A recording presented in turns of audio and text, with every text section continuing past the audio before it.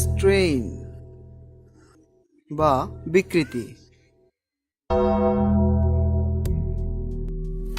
Strain তিন প্রকার: 1. Compressive strain, 2. Tensile strain, 3. শিয়ার strain. Compressive strain বা চাপ বিকৃতি। আমরা ওই একই দণ্ডের উপরে যদি পি বল চাপ আকারে কম্প্রেসিভ বল আকারে প্রয়োগ করতাম, তাহলে নিচের চিত্রানুযায়ী বস্তুর আকার পরিবর্তন হতো, অর্থাৎ বিকৃতির ধরনটা নিচের চিত্র অনুযায়ী হতো। এখন এই বিকৃতির ক্ষেত্রেও যদি আমরা লক্ষ্য করি কি কি পরিবর্তন হয়েছে, তাহলে আমরা দেখতে পাবো দুইটি পরিবর্তনই হয়েছে। প্রান্ত হতে মধ্যের দিকের ব্যাস ক্রমান্বয়ে বেড়ে গিয়েছে এবং দৈর্ঘ্য কিছুটা সংকুচিত হয়েছে। টেনসাইল স্ট্রেইন,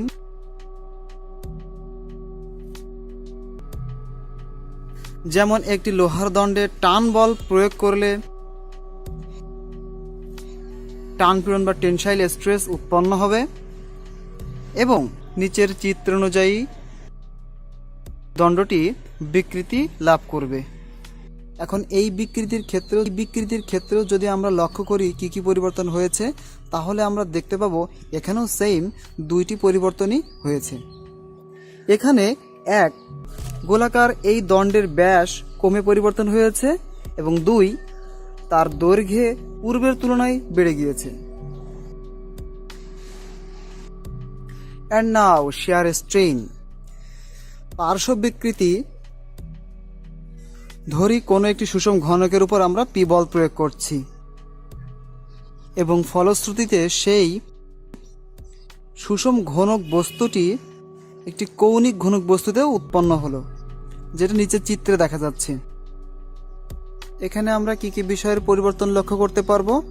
পার্শ্ব তার সমকোণ অবস্থান হতে হেলে গেল, এটি হচ্ছে পার্শ্ব বিকৃতির ফল। তো বন্ধুরা, আজকের ক্লাস এই পর্যন্তই ছিল। আগামী দিন ইনশাল্লাহ 3 ধরনের স্ট্রেন রিলেটেড প্রবলেম ও প্রবলেম সলিউশন নিয়ে ডিটেলস আলোচনা করব। সে পর্যন্ত সবাই সুস্থ থাকো। আসসালামু আলাইকুম রহমতুল্লাহ।